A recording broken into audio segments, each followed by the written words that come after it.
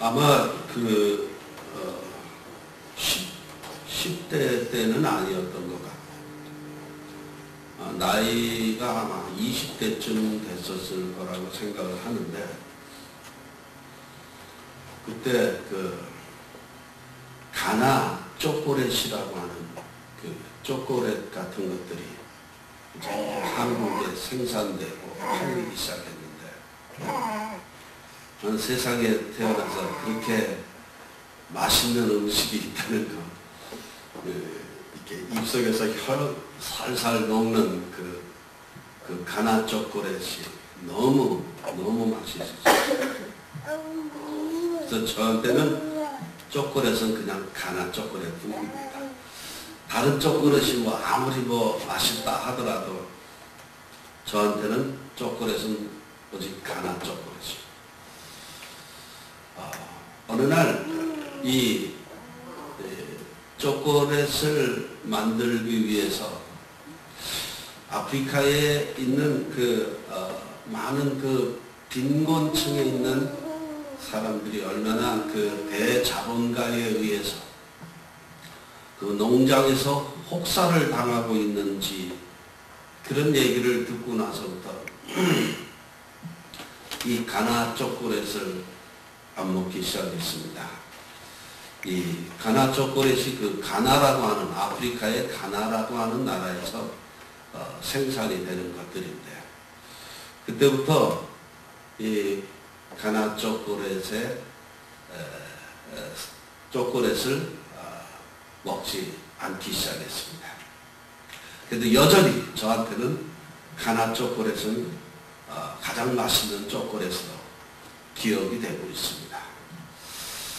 이 갈등입니다.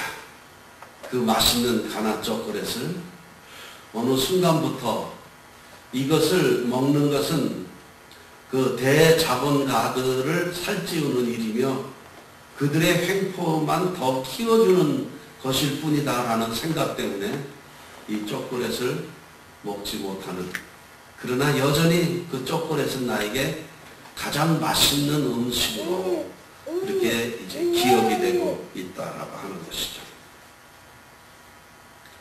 오늘 본문 말씀에 제가 이 성경 강론을 준비를 할 때, 이 제목을 정할 때에는 상당히 완곡한 표현을 하려고 애를 씁니다. 직설적인 표현보다는 완곡한 표현을 하려고 애를 쓰는데, 오늘은 좀 직설적인 표현을 했습니다. 산 제사로 살아간다는 것의 8번째 주제, 비난, 금지, 이렇게 좀 강한 언어의 표현을 제가 사용을 합니다. 오늘 본문 말씀 가운데서 사도 바울이 제기하고 있는 문제는 이런 겁니다. 이것이 아마 로마서 1장, 2장, 3장까지 가면서 남을 비판하는 사람들아, 너희가 도대체 누구이길래 남을 비판하느냐라고 하는 그 격렬한 언어의 표현을 했던 사도 바울의 표현이 다시 이 문장에서, 이 14장에서 다시 시작되는 것 같아요. 거의 결론적으로. 그래서 제가 이 로마서를 해석해 갈 때 제일 중요한 건, 이것이 믿음으로 구원을 얻는다라고 하는 교리를 쓰기 위해서가 아니라, 또 행위로 구원을 얻느냐, 믿음으로 구원을 얻느냐, 그런 것을 설명하기 위해서 쓰여진 성경이 아니라고 제가 처음에 전제를 하고, 그리고 제가 성경 해석학을 신학교에서 가르칠 때도 늘 하는 말은, 제일 중요한 것은 저자와 수신자의 문제가 그 성경을 해석하는 데 있어서 가장 중요한 키워드다라고 제가 그렇게 얘기를 합니다. 누가 지금 누구에게 무엇 때문에 이런 성경을, 글을 쓰고 있느냐라고 하는 것입니다. 그러면서 제가 로마서를 처음에 시작한 로마서 강론을 처음 시작하면서 제가 그렇게 얘기를 했죠. 이 수신자의 대상이 그렇게 썩 덕스러운 사람들은 아니다라고 하는 겁니다. 그리고 뭔가 로마교회에 끊임없이 문제를 일으키는 사람들에게 사도 바울이 상당히 격한 심정을 가지고 이 로마서를 쓰기 시작했다라고 제가 처음에 전제를 그렇게 했는데, 아마 오늘 이 14장까지 오면서 그런 결론을 내리고 있는 것 같은데, 그 결론 부분에서 또 격렬한 사도 바울의 표현이 계속 오늘 1절부터 12절 사이에 있다라고 하는 겁니다. 문제는 이거였습니다. 고기를 먹는 일로 사람들이 그 비난을 당하기 시작했다라고 하는 겁니다. 왜 고기를 먹는 일로 사람들이 비난을 당하기 시작했는가 하면 이겁니다. 모든 고대 시대의 모든 고기라고 하는 것들은 이 신전에 먼저 제물로 바쳐졌던 것이 다시 시장으로 돌아 나오는 그 유통 구조를 가지고 있었습니다. 이 초대교회의 갈등은 그래서 이 신전에게 바쳐졌던 이 고기를 우상에게 바쳐졌던 제물로 인식을 하면서 이 고기를 먹는 것은 우상을 섬기는 일과 동일시 생각하는 사람들이 생기기 시작했다라고 하는 겁니다.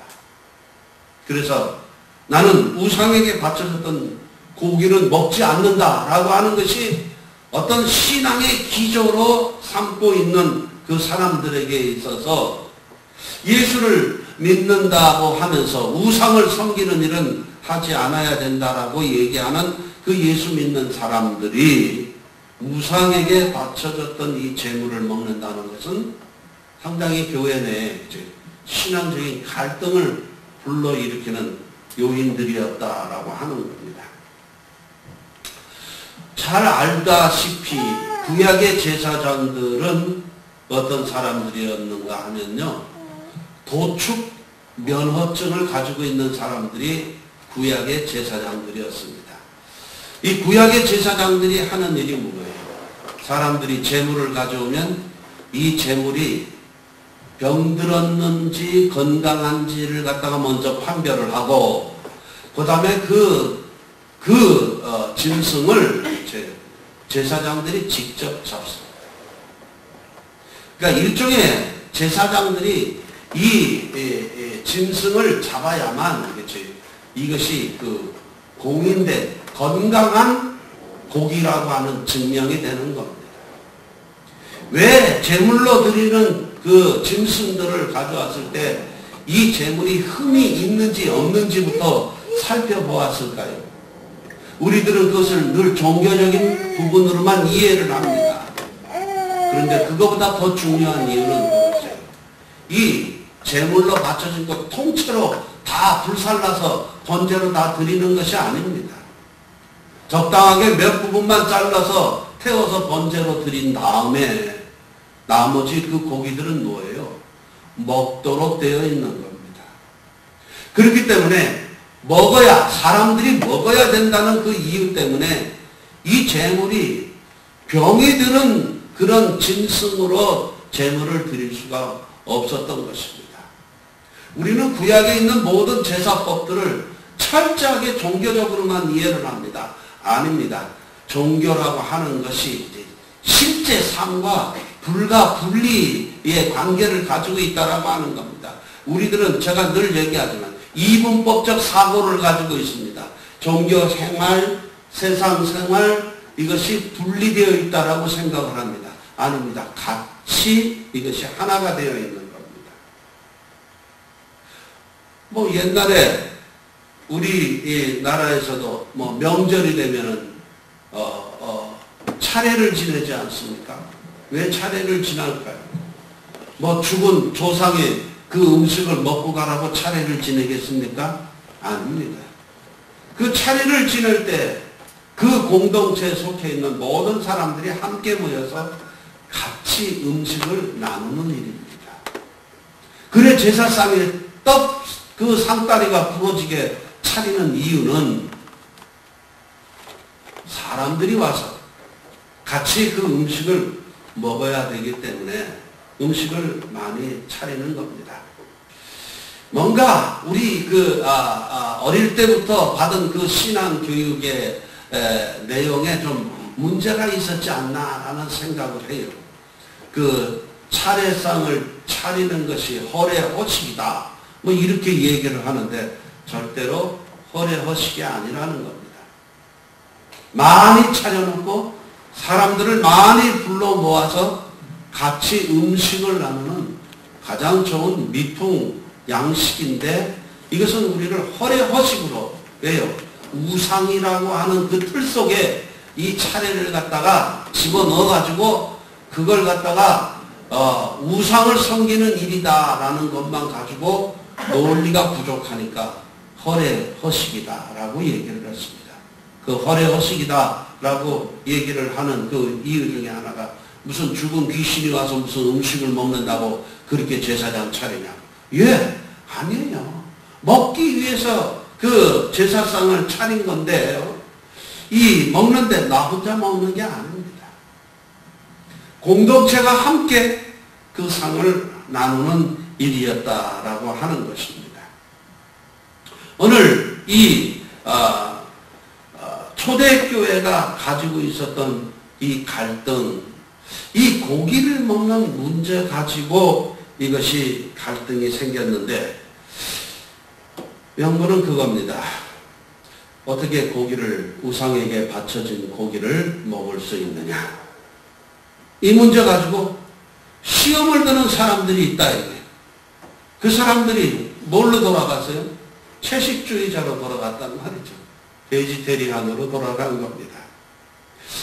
과연 이것이 오늘 우리들 신앙의 문제를 어떤 기준을 가름하는 그 기준으로서의 과연 본질적인 문제냐라고 했을 때 결코 본질적인 문제가 아니라는 것입니다. 그 본질은 무엇일까? 본질은 육식을 먹을 것이냐 채식을 먹을 것이냐 이런 것을 선택하는 그런 문제가 아닙니다. 여러분 구약성경 다니엘서에 보면 다니엘의 세 친구들이 육식을 거부하고 채식을 먹는 장면이 나옵니다. 그것을 여기에 적용시켜서는 안 되는 겁니다. 채식주의자라고요. 채식주의자는 배부른 사람들이 선택할 수 있는 선택일 뿐입니다. 한국에 미국 고기가 수입이 된다 어쩐다 해서 난리가 났습니다. 광우병이 있다 뭐 있다 여러 가지 뭐 내용들이 난리가 났습니다. 또 미국 쌀이 칼로스라고 얘기하죠. 진짜 칼로스인 줄 알았더니 여기 와보니까 칼로스가 있더라고요. 캘리포니아 로즈예요. 캘리포니아 로즈. 이 쌀이 한국에 들어갔을 때 얼마나 싸게 들어갔는지 모릅니다. 뭐 난리가 났습니다. 농가가 망한다, 뭐가 망한다, 뭐가 망한다. 그때 우리 교인 중에 한국에 있을 때 우리 여자 집사님 중에 한 분의 그런 얘기가 있어요. 그분 표현 그대로 얘기를 하면 이렇습니다. 지랄들을 해요. 우리 같은 서민들에겐 싸고 맛 좋은 게 최고지. 칼로스는 싸면 그거 먹게 되어 있어. 전 그 얘기를 늘 기억을 하고 있습니다. 여러 가지 우리 논쟁의 그 밑바닥 속에는 정말로 가장 기본적으로 우리가 챙겨야 될 그 본질적인 문제를 도외시하고 사람들이 말하기 위해서 말을 하는 경우, 그 다음에 내가 누구인가를 증명하기 위해서 말하는 경우들이 참으로 많다라고 하는 겁니다.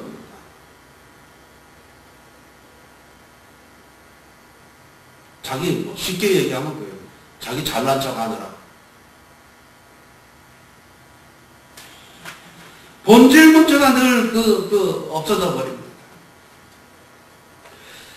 사도 바울이 지금 이 문제를 가지고 격하게 얘기를 하는 것은 고기를 먹는 사람이 채식도 할 수 있고 고기도 먹을 수 있는 두 가지 중에 어떤 것을 선택해서 자기의 그 음식 생활을, 자기 식생활 문제를 선택할 수 있는 사람이 아니라는 것입니다. 이 사람들은 고기는 그저 배고픔을 갖다가 채우는 하나의 수단이고 방법일 뿐이라는 겁니다.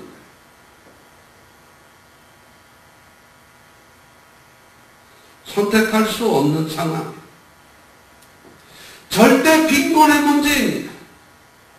절대 빈곤 속에서는 그렇죠. 이 절대 빈곤을 해결하기 위해서는요, 하나님까지도 접어버릴 수 있는 것이 인간의 모습이라고 하는 것입니다. 너무 제가 격하게 얘기하는가요? 하나님을 믿는다라고 하는 신앙 고백을 하는 이 교회라고 하는 공동체 속에서 먹고 사는 절대 빈곤의 문제 속에서는 하나님도 보이지 않는 것이 인간이라고 하는 것이 제가 잘못된 표현인가요?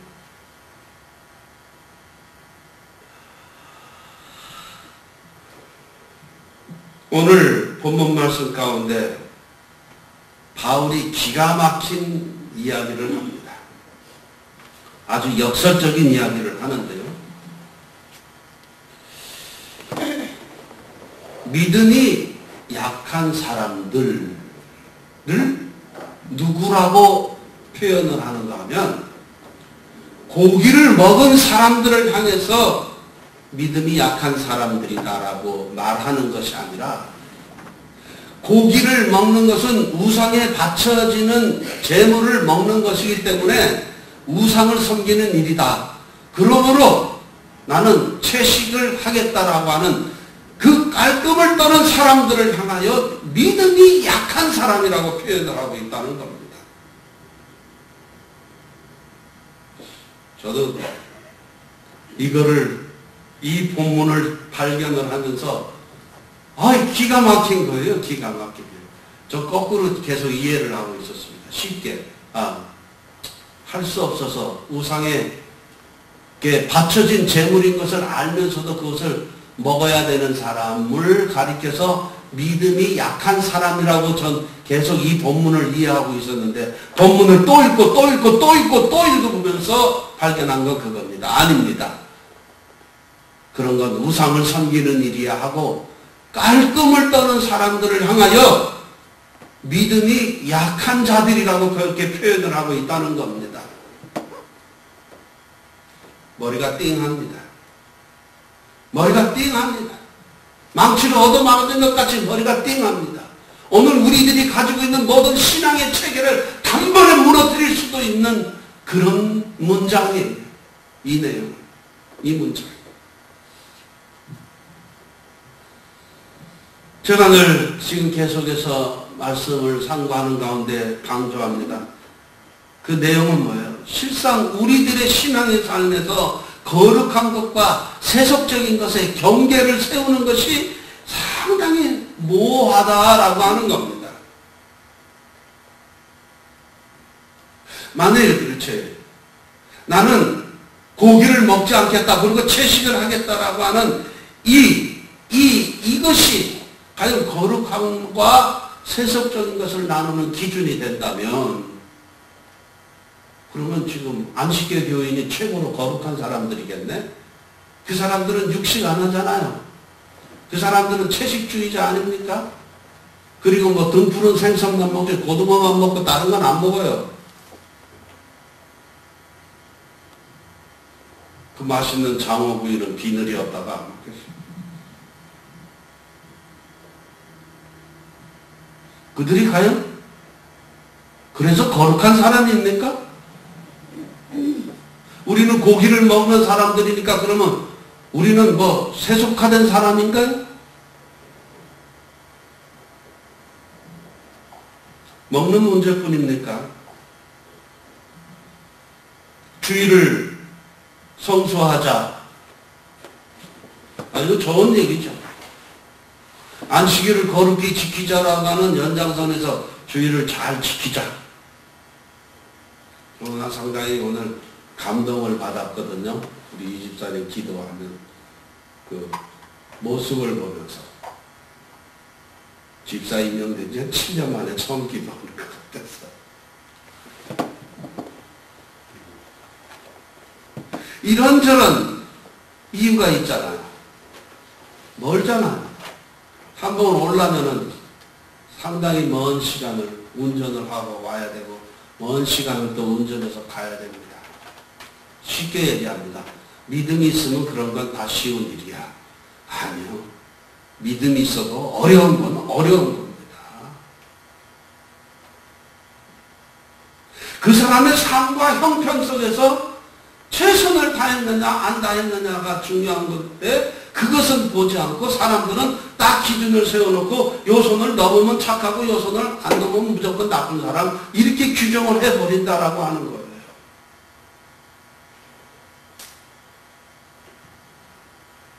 안식일을 지킨다. 구약에는 안식일을 지키지 않으면 돌로 쳐 죽였습니다.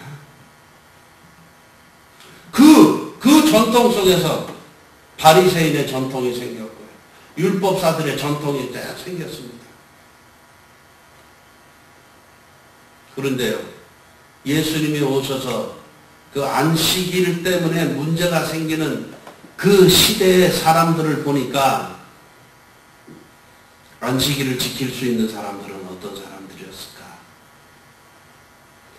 먹고 살 만한 사람들이 안식일을 지킬 수 있었다는 겁니다. 하루 벌어서 하루 먹고 사는 일용직 노동자들에게는 안식일을 지킨다라고 하는 그 자체는 곧 굶는 것을 뜻합니다. 살 빼기 위해서 다이어트 하는 게 아닙니다. 그 절대 빈곤 속에서 하루에 한 끼조차 먹을 수 없는 사람들은 안식일을 지킬 수 없는 겁니다. 안식일을 지킬 수 없는 형편 속에 있는 사람들을 향해서 안식일을 지킬 수 있는 형편 속에 있는 사람들은 돌을 던집니다. 주일도 지키지 않느냐라고 하는 이유로. 사도 바울은 이런 현상에 대해서 간단하게 얘기합니다. 너네들이 믿음이 약한 자들이다라고 얘기를 합니다.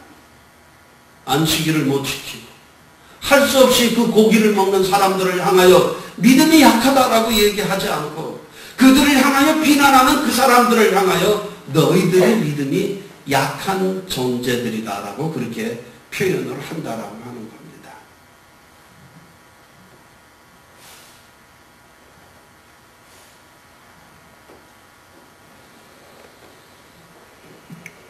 사람들은 이 본질적인 문제는 보지 않고 그저 표면적인 그 현상만 가지고 신앙의 척도로 사용을 해버립니다.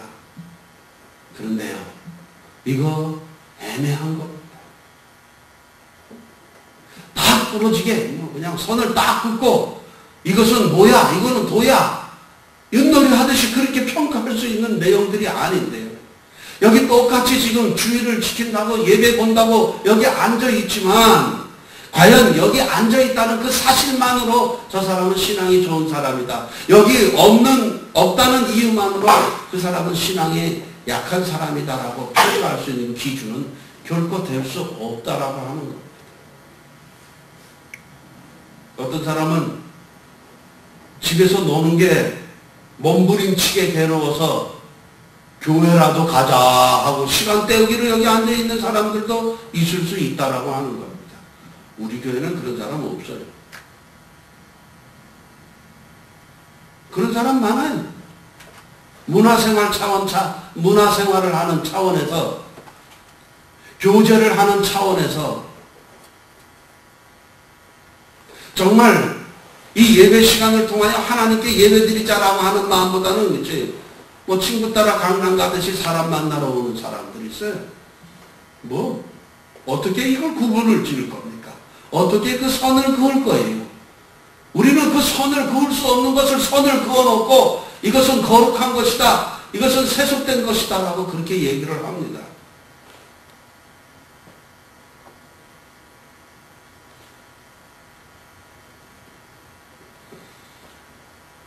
몇 가지 기준을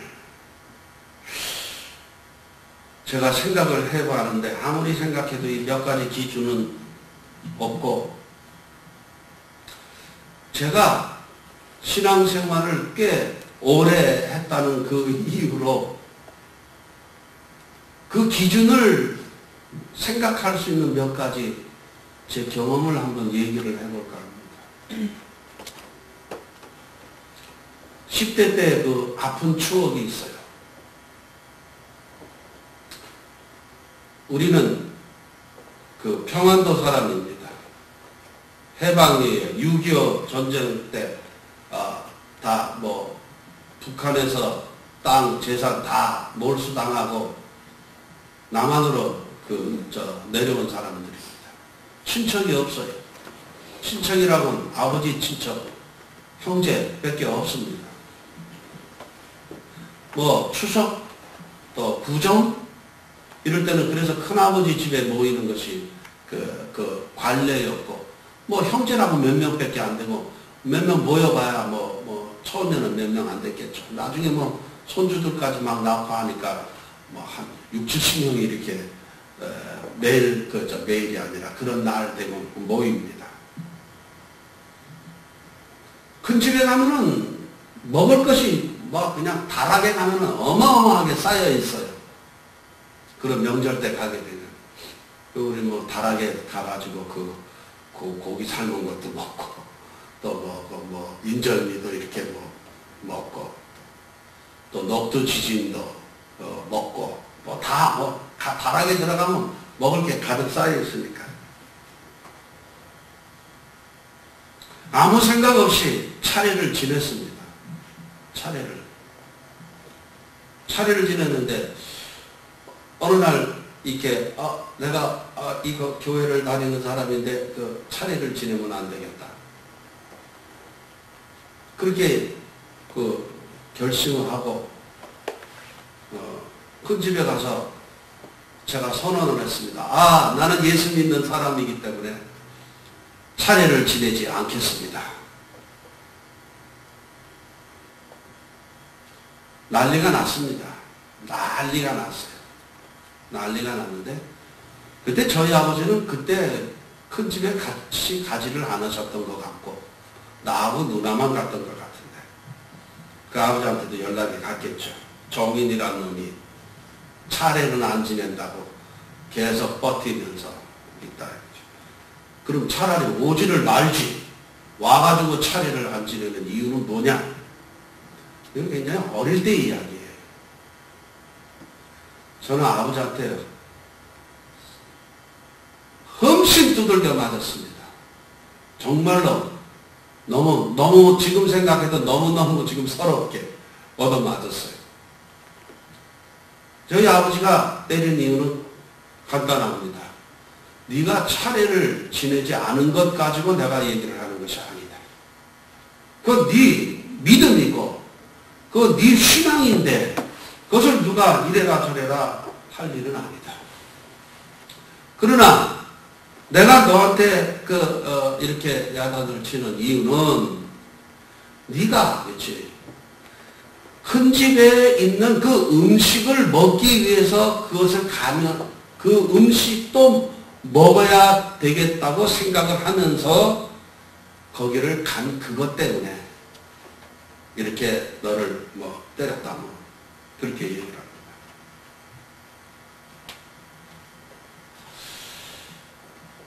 이런저런 그 생각이 어린 나이에도 뭐가 많았던 것 같습니다. 1년 동안 그 다음 명절이 올 때까지 이거 내가 큰 집에 가야 되는 것인가 말아야 되는 것인가 계속 고민을 했습니다. 큰 집을 갔습니다. 가서 차례를 지냈습니다. 그리고 거기 차려진 음식을 신나게 퍼먹고 왔습니다. 또 난리가 났습니다. 이번에는 우리 어머니께서 목사한테 면담하고 상담하고 전도사하고 상담하고 우리 애가 신앙을 버렸어요. 난리가 났습니다. 저는 교회에서 완전히 쪽 다 팔려버렸습니다. 변절장 배신자.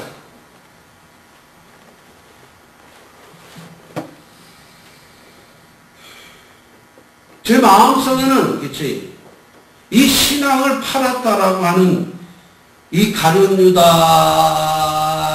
살았다고 하는 그런 생각이 몇십 년 동안을 제 마음속에 그 멍해로 자리 잡고 늘 괴로워하게 만들었던 사건 중에 하나입니다.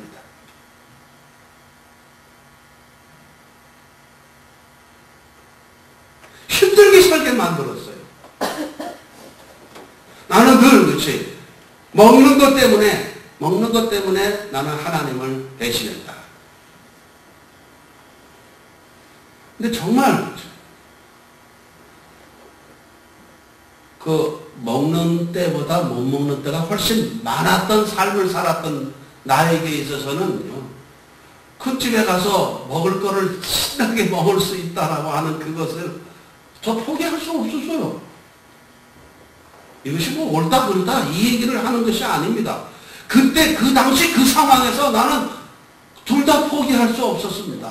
그런데 현실적으로 선택을 했던 건 음식이었다라고 하는 겁니다. 그리고 평생을 가룟 유다로 저는 살았습니다. 죄인으로 살았습니다. 어느 날 깨달았습니다. 차례 문제?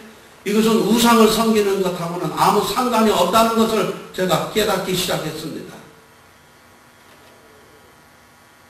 그래도 마음에 위로는 됐을지언정 그 상황에서 내가 하나님을 배신한 그 사건 자체는 없어지는 것이 아니고 여전히 저는 그것이 그때 내가 내 신념과 소신을 지키지 못하고 뭐 은 30냥의 예수를 팔은 가룟 유다처럼 음식 한 그릇에 나는 하나님에 대한 믿음을 통째로 다 배신한 놈으로 여전히 이건 지워지지 않는 내 삶의 사건이고 흔적이라는 것입니다. 그 아픔을 내가 선택해서 만들었는가? 아니요. 사람들이 잘못 세우는 기준 때문에 한 사람을 끝까지 평생을 죄인의 모습으로 살아가도록 그렇게 만들어 놓지 않았나 이거예요. 교회가 그리스도의 은혜로 새 생명을 얻고 죄사함의 은총을 선포하는 교회가 그렇게 만들었다. 세상이 나를 그렇게 만들었다 이거예요.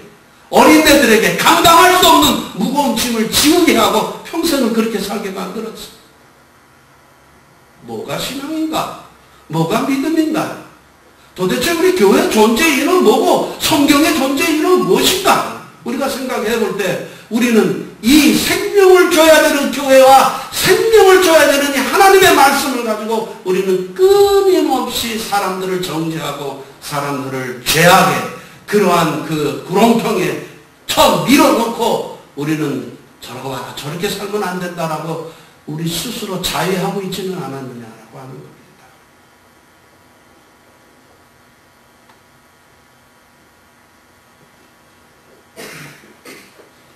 어릴 때 또 기억이 있습니다. 무슨 이유였는지는 모르지만 이른 아침에 그 청계천면, 지금 청계천이 다시 이렇게 돼 있죠? 네. 다시 복원됐죠? 청계천이 복원되기 전에 복개가 되어 있었습니다. 그 복개되기 전에 또 노출되어 있었던 그 청계천. 그 청계천 변에 있던 동네가 지금도 있죠. 관수동, 관철동 이런 것들이 지금 종로 2가를 중심으로 해서 청계천 사이에 있는 동네 이름입니다. 그 관철동을 무슨 이유에 했는지 제가 아침에 지나가고 있었는데 무지하게 추운 날이었습니다.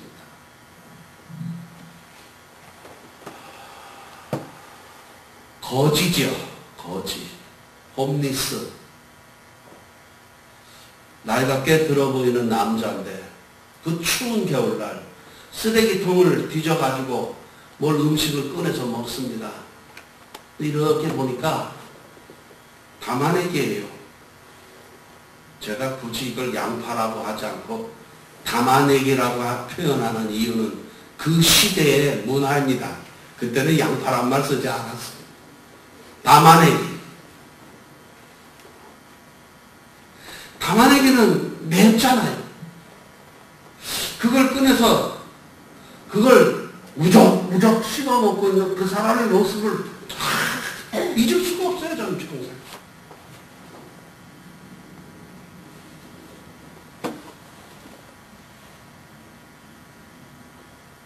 가장 비신앙적으로 들릴지 모르겠습니다만 하나님께 헌신한다고 그렇게 폼나는 언어로 우리의 신앙을 포장하지 마십시오. 하나님을 위해서 살지 말고 우리들 자신을 위해서 먼저 사십시오. 우리가 살아야 하나님도 믿든지 말든지 할 거 아니겠습니까? 사람은 살아야 합니다. 살려면 밥을 먹어야 합니다. 이 절대 빈곤의 그 상황 속에서 먹고 사는 문제를 가지고 신앙 문제까지 연결시켜서 사람들을 피곤하게 만들어주면 안 돼요. 교회가 그러면 안 돼요.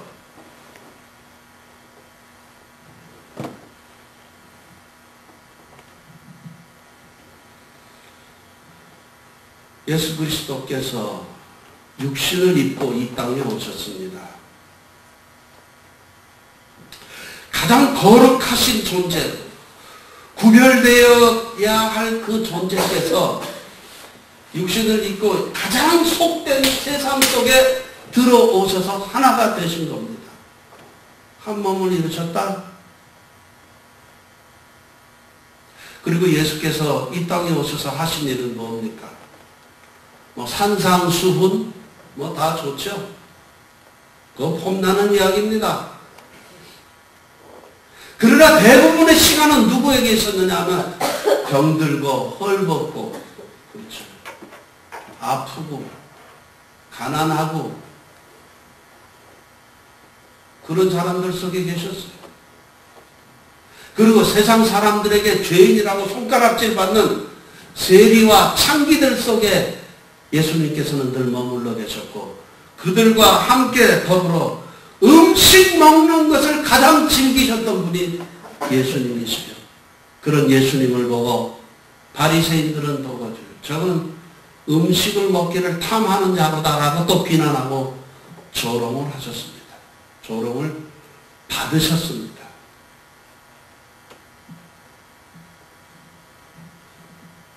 세리와 창기와 더불어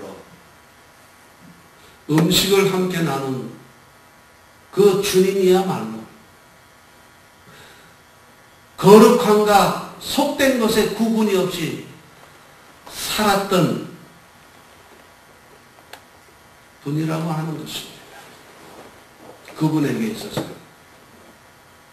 거룩함과 속된 것의 구분이 아니라 그분 앞에 있는 모든 사람들은 다 하나님의 자녀였을 뿐이라고 하는 것입니다.